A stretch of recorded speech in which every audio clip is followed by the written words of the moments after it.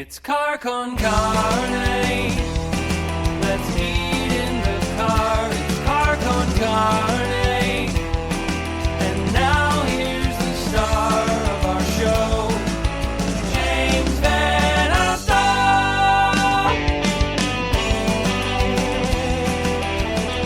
And it's Car con Carne. We are live. Welcome back to the working week, such as it is. Car con Carne, sponsored by C&H Financial Services. As everyone's trying to figure their way through the living under a pandemic, C&H Financial Services is here to help. They offer a variety of products ranging from traditional merchant accounts to a zero-cost payment processing solution, which eliminates the expense associated with accepting Visa, MasterCard, Discover, and American Express as a form of customer payment. C&H Financial Services eTab solution is easy to set up for your business for online ordering and curbside pickup. C&H also offers cost-effective commercial lending programs, which can help get your business the money it needs to make it through these unprecedented times. To learn more, contact C&H Financial Services at 855-600-2437 or go to chfs.us. My guest tonight, he is an author. He's a celebrated music author. He has chronicled the band Rush in many different ways and forms through the years. He is Martin Popoff. Good evening, Martin. Yeah, good evening, James. Thanks for having me. So we are mid-trilogy with your latest round of Rush writings. Earlier, you published Anthem, Rush in the 70s, and you just put out Limelight, Rush in the 80s. So you've zeroed in on this decade, which I put it in the Facebook post in the description. What a productive time. 7 studio albums, 2 live albums over the course of 10 years. That's a lot of stuff to talk about.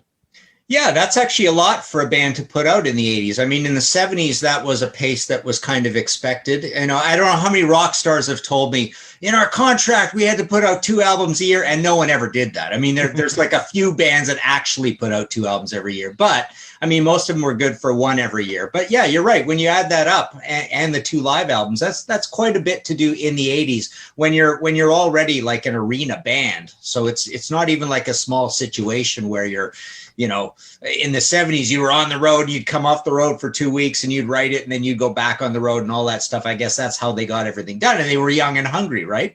But yeah, that's a lot of output for a band in the 80s, for sure. So I mentioned that you've written a lot about Rush through the years. At this point, when you sit down to write about the band, do the dates and timelines and facts just spill out of your head onto the manuscript? No, I mean, part of the reason I like to do these books is that I can take all that trivia and put it on the page, so I spill it out of my head and I don't have to remember the stuff anymore. I'm shocked how much stuff I don't remember. But yeah, I mean, I guess I do remember a lot now, because there was the Contents Under Pressure original book, there was the illustrated history that we talked about, there was the album by album, and now there's this trilogy, and they're all very different books, and because they're very, very different books is the only reason I was able to do this trilogy, because, you know, after this I'm truly all rushed out, I think. So. Well, I mean, you go so in depth in this book and in Anthem. I mean, this is nerdvana for Rush fans. I mean, just all the details, the behind the scenes, in the studio, on the road, the strategies, the marketing. Let's talk about where you sourced all these interviews from, because you've got quotes from Neil, you've got quotes from all the guys, management, crew. Are these new interviews? Are these archival things that you tapped for the book? Yeah, so essentially what happened and the reason this could happen. So as I mentioned, like, all the books are quite different. So the one linchpin reason that this could happen is because, first of all, it's the same publisher as the official authorized Rush book I did way back in 2003, my first one, Contents Under Pressure, through ECW Press. So that's number one. Number two, what I did almost basically on a whim, and even before I had a publishing deal, I worked for Banger Films as well. I've done work on, well, the Rush movie, which I'll get to in a minute, but ZZ Top movie, Alice Cooper, we did Metal Evolution, Rock Icons, all these things, right? So basically, I just thought, you know, I also do a lot of transcribing work for Banger, and in that guise, I get to see like all these great interviews that very little gets used from. But the Rush one, I was intimately, like, I was a full-time, a worker on that at the research and writing end of it, the front end of it, for like 9 months, and then kept going on after that. But so I had transcribed a lot of those interviews as well. So I just thought one day, what if it's a bunch of years have passed? Why don't I throw Scott and Sam a bit of a deal and say, look, how about I pay you a bit of cash and I can use these interviews and I'll do some book stuff out of it. And they said, yeah, it's fine if the Rush office is fine with it. David, their lawyer's a buddy of mine and theirs as well. So we asked David, we asked Peggy. They basically said, yeah, that's fine. You don't have to pay us anything either, and just go ahead and do it. So that was the big thing. It's like, we've got this massive bank of stuff that didn't get used for the movie because the movie's only 88 minutes long. And that caused this whole thing to happen. The other thing is I was inspired by kind of doing more analysis because I had to do a lot of analyzing of songs, like literally write about every song for this Clash and this Led Zeppelin book that I did. And then I thought, okay, the only other Rush book I ever used the outside press in, because I didn't on Contents originally, was that Illustrated History. So let's put all that stuff together and see what we've got for the grand final. Just throw up all over the page all these words and see how much there is. So I started working on it, and very quickly I realized this is not one book. This is because that was the original plan too, the mother of all Rush books, a 500-page Rush book. But when it all comes out now, we've got more like 900 or 1,000 pages between this. So I just thought, I've done this before with trilogies of Iron Maiden, Thin Lizzy. I've done 2 Sabbath, 2 Priest, 2 Deep Purple. So I just thought, okay, what's the best way to break this up? And I was working out the word count and all that. And lo and behold, it comes out to 3 books. So that's how she happened. I love it. And before we dig into the book, since you have spent so much time thinking about, writing about, talking about Rush, what is it about this band? Well, many things. They're a band that invented a genre. So they invented something called progressive metal pretty clearly. I mean, no one else really comes close to just literally taking progressive rock and heavy metal and slamming them together. I mean, every other band you can think of that kind of did this, in any time early on, i.e. before whatever, Queensryche, Fates Warning, Dream Theater, whatever, say the 70s through the early 80s, there's a major qualification with the way you describe that. So that's one thing. They have this crazy, almost novelty lead singer. They're Canadian. They're a trio doing all this. Really interesting lyrics. A drummer who may go down in history as the greatest drummer of all time. I mean, and that's a silly thing to say in certain respects, but he literally is probably the first guy that comes to mind now after a lot of years, after say Neil was 1977, and back then you might have said John Bonham or whatever. But now I think, because we just went through this with the death of Eddie Van Halen, I think people basically now will call Eddie Van Halen the greatest guitarist of all time, kind of softening and lowering and remembering how often you want to call Jimi Hendrix that, right? And I think Neil Peart's got the same thing going with John Bonham. So arguably the greatest, most beloved drummer of all time, certainly the most air drum drummer of all time. Tons of records, loads of success, big, super successful band, basically playing hockey barns as a headliner since, about 1978, 79, and never stopped, right? Went all the way to 2015, I guess it is. So yeah, a lot of things about them, and it's odd that they're Canadian. I'm Canadian, so it's a big deal. It's the biggest band ever to come out of Canada, and probably even the biggest artist, depending on what you think of Celine Dion, but probably bigger. Well, maybe not even bigger than Bryan Adams, because Bryan Adams has a diamond album, doesn't he? In the States, I think he does. I'm sure he does not have any diamond albums, but they have many, many, many gold and platinum albums, right? So yeah. So there's a lot of pretty cool, weird reasons to think of Rush as something kind of special. Agreed. All right, so let's kind of bounce ahead, going album by album through some of your observations and feelings that are in the new book, which again just came out. It is Limelight, Rush in the 80s.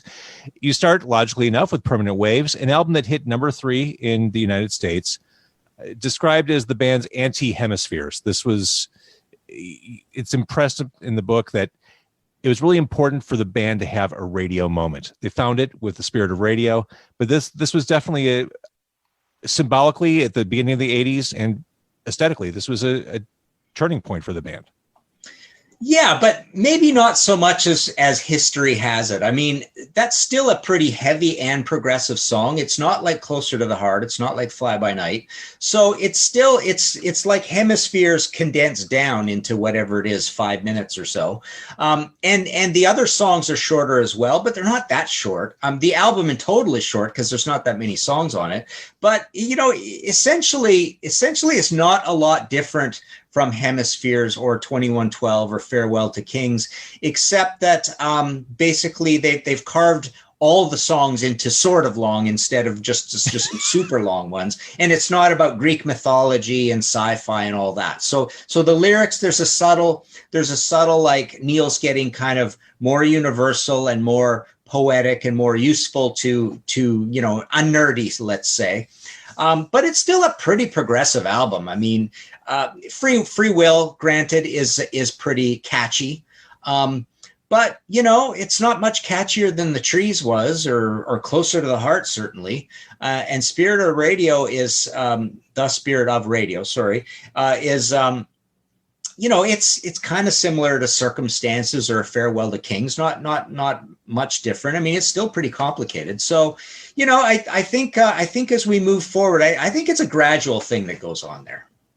All right. And speaking of hemispheres, Natural Science described in the book as being the most hemispheres-like on Permanent Waves, which is a totally fair thing. Sure, to say. Makes sense. Yeah. And Spirit of Radio described as a wacky hit single, and that it definitely shattered a lot of conventions of what I think we understand hit singles to be made of. You talk about Lifeson's kaleidoscopic guitar intro, which, by the way, is about the best way to describe that introduction to that song. That was perfect when I read that. But yeah, I mean, it's goofy in that it's all over the place. There's the reggae vibe. It's certainly not what a traditional pop song sounded like circa 1980. No, but we did have Bohemian Rhapsody. We had Carry On Wayward Son. You know, people like these odd, weird. We had Ram Jam, Black Betty. I mean, people like novelty, weird things. They like songs that stop and start, and they like, you know, drum fills and, you know, after a few plays, they like to know where things go. I mean, it has that one really cool part in it that's made to simulate the spinning of a radio dial, that you get different kinds of music as you turn a radio dial. But yeah, you know, the reggae part's kind of a little lighthearted thing. The verses are just pretty heavy rock and roll. You know, when they goes concert hall, you know, there's the big kind of like stadium rock feel to it. So, you know, it's really, I mean, if you think about it, it's not so much different than Bohemian Rhapsody or Carry On Wayward Son in that respect. Fair. Moving Pictures, as we talk about Diamond album sales and such, I was surprised to learn, and I mean, the information's been out there forever, but I was surprised to learn this only went 4 times platinum. Yeah. It feels like it's sold a cajillion copies since its release. Not yeah, so well, much. 4 is quite a bit. I mean, there's a lot of records that you think would have sold more. I mean, if you compare to like Kiss records and Iron Maiden records and stuff, I mean, you get numbers even way lower than that. So getting to 4, you know, if you're the rock star in Rush, you shouldn't feel too bitter about that. I mean, I'm intimately knowledgeable about Blue Oyster Cult. I've written 2 Blue Oyster Cult books, and I know all those guys, and I know they're a little bitter about their career. And sometimes I sit back and go, you know, you had 3 or 4 gold albums and a platinum and a double platinum and stuff. You did pretty damn good, right? So 4 is not bad, and everything around it. They have a lot of platinums and they have a lot of golds. But I know your point. I mean, you see some weird figures when it comes to RIAA, you know, placements. But 4 is a lot. 4 is pretty good. And not to go down the Blue Oyster Cult rabbit hole, the new album's really good. Yeah, it is. It's really cool. Yeah, and Richie's in there singing, and there's Poppy Buck stuff, and there's Heavy Eric stuff, and good lyrics, and a lot of songs. So and some neat variety and some lighthearted stuff. Yeah, it's good. I was not that pleased immediately because I fell victim to the old advanced single syndrome. You know, when the advanced single comes out and you love it, and then the rest of it is a letdown. And both advanced singles are still my 2 favorite songs on it. So I hate when that happens. But I could talk your ear off about many times that happened, right? With the advanced single, without a doubt. Song. Yeah. So Moving Pictures, it's mentioned in the book, Geddy found his more natural voice on the album, or put another way, he lost the shriek. Yeah, somewhat. Yeah. And I think the big thing about it is you got a side one on that. Like every single song is a hit. Those songs are played on radio all the time, including an instrumental, like who knew, right? And then side two's only got 3 songs, and that's the Dark Side of the Moon side of it, where those songs are not played on the radio. But and you got that nice Regal album cover, and it looks all super classy and black and red, and so yeah, it's. I think you get the things we think about Spirit of Radio times 2 or 3 across all 4 of those songs. So you really get them moving into that thing where you're starting to get a little more of a conventional feel to the songs, where an average person can kind of process it and tap their feet to it a little easier. Limelight's like that, Red Barchetta's like that. Mm-hmm. So, I think I would say all 4 of those songs are further than Spirit of Radio in that direction. YYZ, I think, is the first instrumental I ever liked as a kid. Right. Yeah. Well, remember Frankenstein. I mean, there is a history of these instrumentals. There aren't a lot of them, but Frankenstein was a very, Edgar Winter group, right? Yeah. A very well-known one down this road. And I can't hear YYZ without expecting Limelight afterwards. You know how when you listen to an album so much, the track listing is just ingrained, and you can't hear the song out of context because you're just expecting that next song in sequence.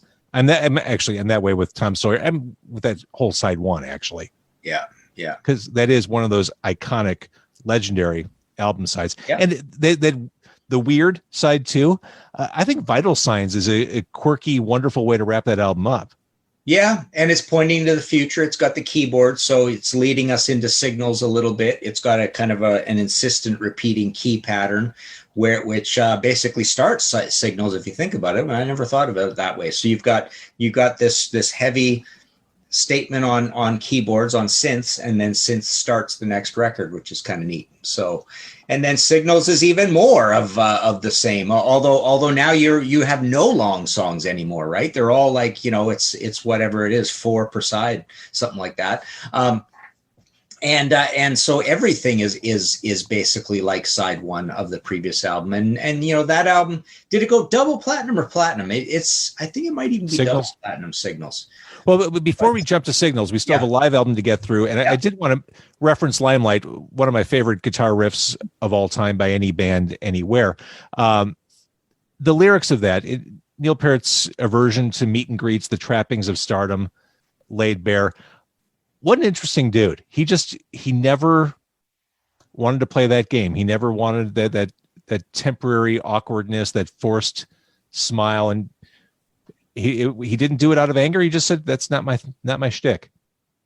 Yeah. It's kind of an understandable thing if you put yourself in his shoes and just go like, have people tell you how great you are and then tell you about a song that you've already thought about thousands of times and you wrote it and you're like, I was there, so I don't need to hear about it anymore. You know what I mean? Like it can definitely get, and then when you've been told the same thing over and over again a bunch of times, it's probably going to get hard on him. Right. So just taking a compliment was the hard part, I think, for him. He didn't know how to sort of take a compliment, and but in interviews he's great, and if it's something that excites him and he wants to talk about, he'll talk your ear off about it, right? So that was the cool thing about him. And the other funny thing is that people think of him as this mysterious guy who didn't talk at all, but he all along the way he did a lot of those Rush interviews, and he did a lot of the better Rush interviews in the press, like in the English magazines and stuff like that. He would debate politics, and he got in a lot of trouble for all the Ayn Rand stuff. And, but he was just, he had his hand up doing as many interviews as the other guys really in the press in the early days. So when I was a kid, live albums from bands were a cheap way to basically get a greatest hits from a band without having to buy all the separate albums. It was kind of like a cheat or a workaround if you were a fan of a band. Yeah. Exit Stage Left for me served that purpose to some extent. It was like a greatest hits collection. I just realized from reading your book that the title of the album was based on the cartoon Snagglepuss. I always assumed that, but I didn't know that for sure. Yeah. That's Yeah, that's a and you can look takeaway. that up on YouTube. It's pretty cool. You could just see it right there, right? All these things, and and that live album, it's like the band is a little bit ambivalent about it. They know that they kind of touched it up and stuff, and it's a little bit bloated and it sounds a little bit, it's that whole second live album of these bands is the corporate bloated one, and the first one's the exciting one, right? So I think most Rush fans have more fondness for All the World's a Stage over that one. But then that one looks in a much better light when you compare it to A Show of Hands later on, right?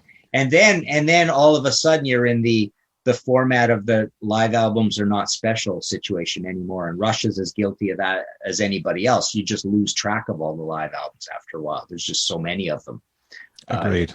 And near the end of the career, but at this point, it's all still fairly special. And this is them putting out a live album at the absolute peak of their powers and of their fame, which is kind of cool. So it's a great greatest hits album. Yeah.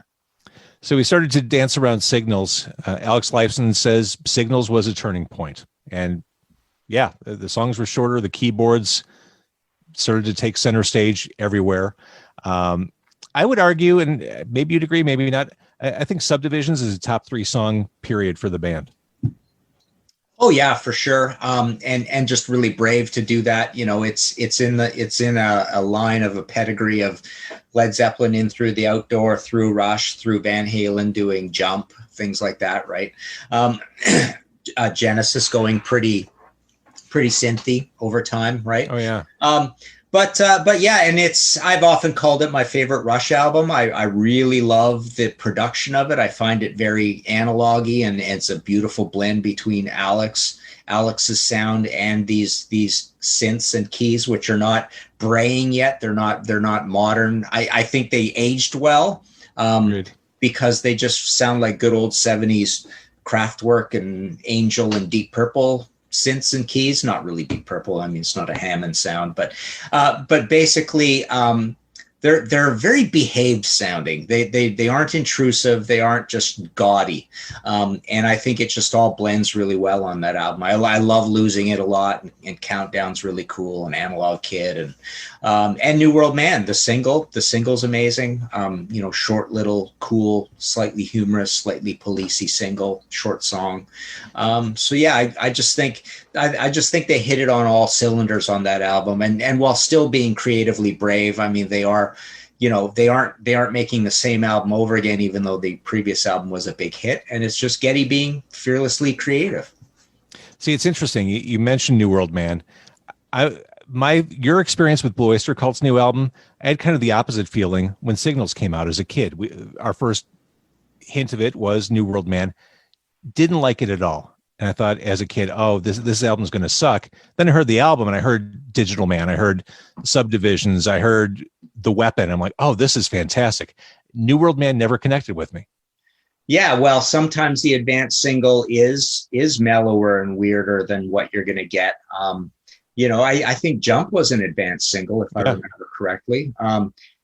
On Scorpions, Rock You Like a Hurricane turned out to be the best song on the album. The rest of it was stupider sounding. That had really sophisticated, weird chord changes, right? And it was like, I was like excited about this new direction, right? I remember Enter Sandman came out. Enter Sandman is probably the best song on that Black album. It's super catchy. It's got at least a little speed to it. It's not completely doomy. It's groovy. So I was disappointed when that one happened. I think of Leonard Cohen, Closing Time. I think of Jesus Christ Pose, Soundgarden. There's so many examples where Rock or Bust. I mean, that one just killed me. AC/DC. I love Play Ball. Hate the whole rest of the album. AC/DC is one of my favorite bands of all time. It kills me to say I hate Rock or Bust. I hate Rock or Bust. And I love Black Ice, right? But yeah, Play Ball, totally killer AC/DC song. Even this new one, Shot in the Dark. I'm a little bit wary, right? Because I love Shot in the Dark. It's like, what's the rest of it going to sound like? It's going to be so true. All over again, right? So let's jump to Grace Under Pressure. In the book, it's described as their shift into preppy adulthood, haircuts included. This is 80s Rush right here. Yeah, it's not so bad. I'm a big enough Rush fan that I keep along, and I'm grabbing one that a lot of people maybe are starting to go downhill on, but I'm a dedicated enough Rush fan to still love this album. But I will dismiss later albums. You know, certain Rush fans will say you got to love every album, right? But no, this is like a cold, clinical album. They have bad memories of making it because it was freezing cold when they were making it. They got stood up by Steve Lillywhite, so they're working with this Peter Henderson, who's not giving them enough advice. He's not being like forceful enough with opinions, so it's kind of left to them. It was a lot of work. It was a big grind and a lot of hours, but I still think I do really like it, but it is a little harsher on the production. And it's got some weirdness to it, but it's not a new direction completely the way Power Windows kind of is. It's interesting you should say that about the production. Rush at that point, as big as it gets, you really need a producer with the resume and just that kind of alpha personality to be able to stand up to Rush. Because I'm sure they could roll over anybody because they kind of knew it all. They knew how to play better than anyone. They've had, successful album after successful album. I'm sure it was really easy for a lighter weight producer to get steamrolled. Yeah, but they didn't want to get steamrolled. That's the thing. They are so creative that they want another creative voice in the room. They're strong-willed guys, but they're actually they love that extra confrontation and being told no and really go through it for the sake of the music. That's the cool thing about them. They weren't really prima donnas about it. They really were just, they loved other creative minds and they appreciated smart people in the room. And that's why when you get to Power Windows and you get Peter Collins in there called Mr. Big, there's certain things he didn't like about Rush, and they were fine with that. Yeah. So Power Windows, you kind of mentioned this already. There was precedent. There was In Through the Outdoor from Zeppelin, 1984 from Van Halen. Here we are at Power Windows, an album that Neil Peart said he really liked, and Geddy Lee said he felt was important. Yeah, so it's funny. Everybody has their own taste in music, and that could be, you and me as fans looking at Rush. It could be guys inside Rush, and you go, well, that's really strange. I mean, they have strange taste in music, and honestly, like I've come to this realization that when I say I don't like this bank of albums coming up, and Power Windows is one of them where it's starting to go downhill. I mean, I still appreciate some things about it, but the previous album I like way, way more.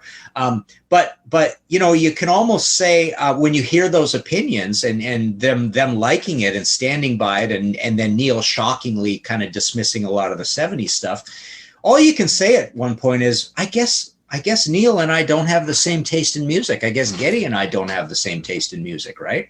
I'm going through this. I'm writing an Angel book right now, right? And Punky Meadows is a fascinating character, he loves that poppy era of the band, the Sinful White Hot era, and less so the proggy heavy end of it. And he's not a Sabbath fan and all this stuff, right? And it's like, wow, I guess people do have different tastes in music, and that's why they do what they do. And so he stands by those albums. A lot of Angel fans, at least, especially if you're older, you think the first two are masterpieces, right? And then the later ones not so much, right? So yeah, it's funny. The guys do stand by these records, and I disagree with them, I guess. It's interesting. You mentioned a little bit ago about how, fans think that if you like the band, you got to be all in for every album. I think over 4+ decades, there might be a stinker or two or an album that doesn't. You're allowed to audible and say, yeah, that one doesn't work for me. You're allowed to say, you know what, Caress of Steel was not an album I wanted to listen to more than a couple times. I was good. But you can love the stuff that's really good and appreciate the fact that a band's not going to be perfect every time out as far as your understanding what perfect is. Yeah. And then there's other times where you go, I don't like an album by a band, but I have so much confidence in them that they're geniuses. And it just like these particular types of chord changes and songs I don't like. And you listen to a 10-track album and you like only 4 songs and you move on, but you respect the album. But with Rush, I don't feel that way about Hold Your Fire and stuff. I don't have confidence that the band is doing the right thing, because to me, they were kind of proven wrong by how dated these records sounded. So they dove into all this technology and it was an error. You can actually have errors in a certain way and go, that was not a great creative idea. So it's funny. So there are albums, what would be examples? I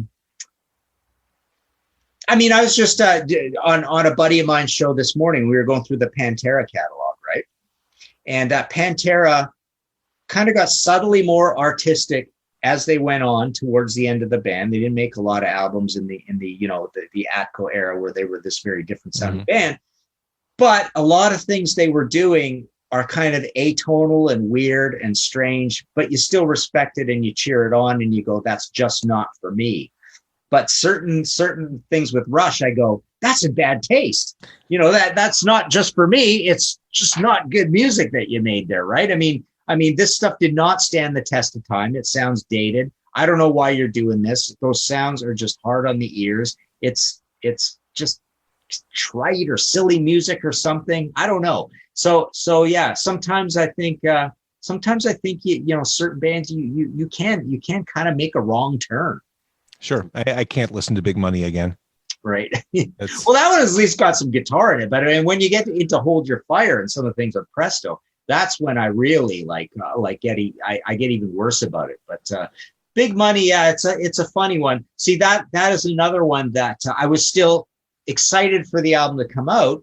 And that was an advanced single, if I remember correctly. Mm-hmm. So we were hearing that for a month or two or whatever it was, and just getting acclimatized to it. But then I think a bunch of other songs on it are maybe even worse than that. So I don't know.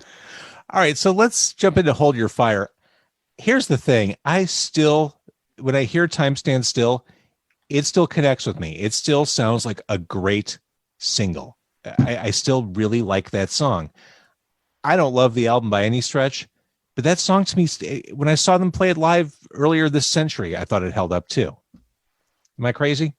Yeah, I don't know. I'm not a big fan of it, and I'm running it through my head as you're saying that, and it's going, and I'm thinking, you get to the chorus, and what is Neil doing? He's going,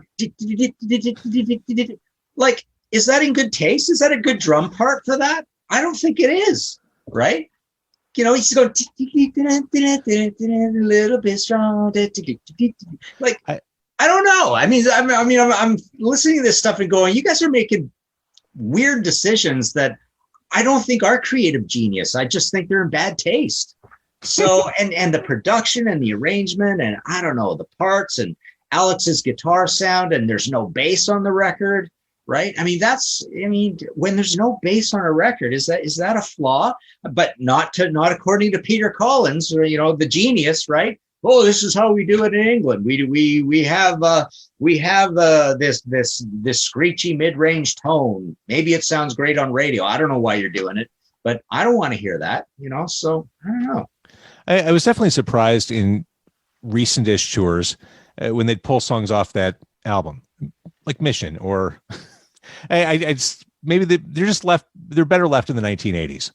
Yeah, or I often think when I went through those albums and I'm thinking about them, thinking if you had a completely new remix on this and you had them heavied up or something, but that's what playing these songs live can do. So sometimes these thin songs, case in point, Kiss Dressed to Kill, Kiss Alive, when you have these thin songs and you do it properly in a live situation, you could heavy them all up, right? I don't think they did on a show of hands, but it's not out of the question. And when you're sitting there in a live show and it's completely loud and boomy and all that stuff, I think all the songs get a leveling of power and it's all raised. But some of the ones that were so unpowerful to begin with benefit better from that raise, right? So Presto, Neil said this is the one they'd like to do again. They said it didn't reach the potential that it had. Going back to what you were just saying about Hold Your Fire, the ability to go back in and produce it. Is there good enough stuff there that a remix or a remastering or something could make it more palatable? I don't think so, because they made so many decisions that were down this road of this Rupert Hine. This album is ostensibly we're learning, our songwriting's getting better, and it's a singing album. My singing is better and all this stuff, right? I mean, I don't know any difference, he's just not pushing as much air. So he's not shrieking and all that stuff. So I guess he's crooning more. But still, I mean, I always look at this album and I think of the band at this point, and it sounds like three crickets playing in a matchbox, right? I mean, everything sounds so small, right? And it's just all this new gear and it's just all this poppy, the Fix sound, right? Yes. Just all this, just this really thin Duran Duran and screeching and high and clattering and drums and electronic drums and stuff. So I don't know. I mean, it's, and they're not a band kind of known to groove, but they could groove in the old days when it was guitar, bass, and drums and stuff. That's not their big forte, and that's fine. But here, everything seems like very locked to a grid and small at the same time. So it's just very weird. I don't think it's the kind of thing you could fix up. But I often have this fantasy when I'm out jogging, listening on my iPod and stuff, when I hear certain songs and I go, the chord changes of that are moody and dark enough that you could actually make a heavy metal version of this, and that would be cool. So yeah, it would have been cool to hear heavy metal versions of some of these songs in the 80s, right? So we're talking about the newly released book. It's Limelight, Rush in the 80s. It's the follow-up to Anthem, Rush in the 70s. That album we just talked about, that's it for the 1980s. That puts a close to the 80s. Presto was it. Next up, what's the third volume going to be? It's called Driven, Rush in the 90s, and then in quote marks, in the end. And I actually noticed this the other day. It's the thickest of all these books. So it's thicker than the first book by about 60 pages or 70 pages or something. So it's a big book. But yeah, Rush starts out with Roll the Bones, which is basically Presto Part 2. There's not a big difference. It's kind of the same sort of album again. Those two are a pair. Hold Your Fire and Power Windows is a pair, I think. Moving Pictures and Signals are a pair. Grace Under Pressure stands alone. I don't think it pairs up with anything. So yeah, I mean, there's a lot of great stuff in the 80s. I mean, don't get me wrong. And I don't really hate those records, those later on records. It's just kind of the general direction, right? The context of how prolific they were, I think, is helpful. Yeah, there were some albums that were misses, but again, this technically magnificent band, managed to put out 7 studio albums and tour and put out a couple live albums all over the span of 10 years. That's a pretty superhuman feat for a band like Rush. Yeah, for sure. And as we were saying earlier, in the 80s, most bands started stretching out probably a little more than Rush, and that's why they're so exhausted when they get to the 90s and they really start stretching out and become, get into other things in their lives, right? But I'm sure when they look back at the 80s, they say, man, we must have worked almost as hard as we worked in the 70s. I'm very interested to read the next volume, because here in the States, I don't know what it was like in Canada, but in the States, we kind of lost focus on Rush. And I don't know if it was an international thing, but certainly in the States, the microscope was off the band. The big hit-making days of the 80s were over. I think there's a lot that we as fans or even passive observers might have missed in the 90s. So I'm really interested to see what comes out of this next book. Yeah, it's funny. I mean, every record would come out and you'd get enough journalists really excited about it and saying, wow, Rush is back. The guitars are back, and never really was the case, or they're heavy again, or whatever, right? And it's like when you looked at the album, that wasn't really the case. But the other amazing thing about Rush that's really cool is that the show just kept getting bigger and more elaborate, and so this is the point where the radar is off, but they would go on tour and they'd still sell a lot of tickets and have this massive show, right? And then eventually no backup bands, right? It was 3 hours of Rush, an evening of Rush, right? Or an evening with Rush or whatever. So, they were still this huge band, but a band that didn't get talked about anymore. So that's kind of the funny thing about it. Everybody's going to see them, but no one was really paying attention to the records. All right, can we preview the book just by asking the first song on the first album of the 90s? It's a song that I came to love just from seeing it live enough that I went back and started to appreciate it on album, and that's Dreamline.